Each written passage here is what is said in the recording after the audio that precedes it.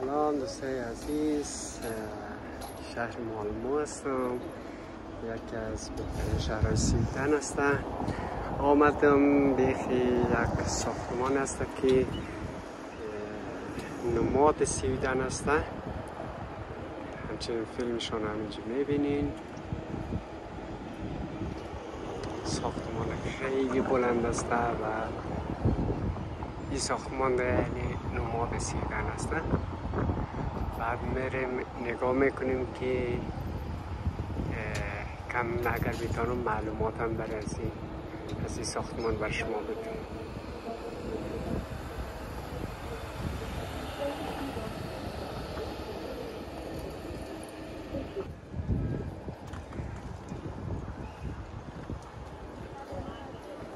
خب ساختمان دوروبرشون میبینین کلن آب هستن، فرم در اینجا شیشه میشه.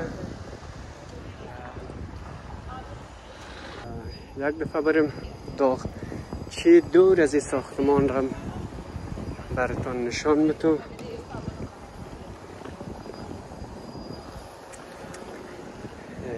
دور از این کسته آب هسته، کافی او خیلی قشنگ سنگ کشته، خیلی هم جالب هسته دیگه.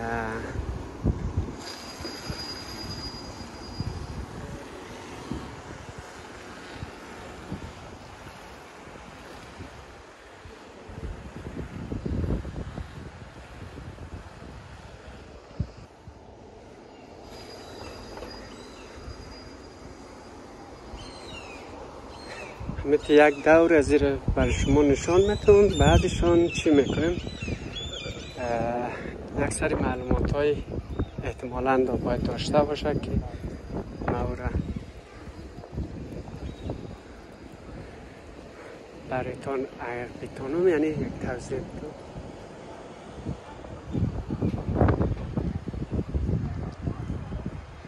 همزمان ساختمان که چرخ خورده است یک ذره خوابیده هم است. وقتی بالا میره انگار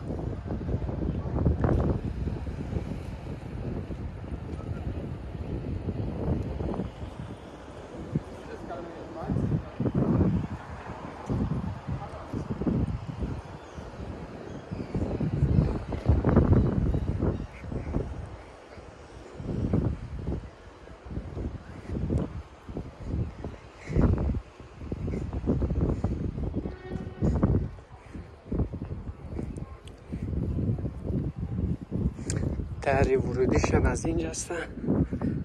کسانی که داخل از این میره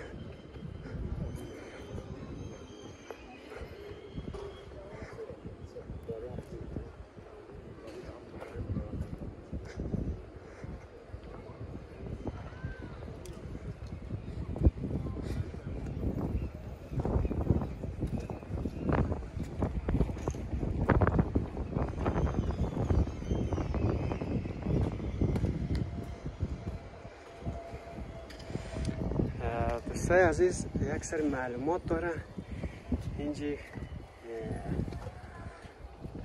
زبان انگلیسی هستن. اگر کسی علاقمند باشه میتونه اینا رو بخونه. بعد یعنی خود ساختمان هستن. این ساختمان که هستن یعنی از شرکت به اسمش یک شرکت به اسم هوس بیسته از اون هستن.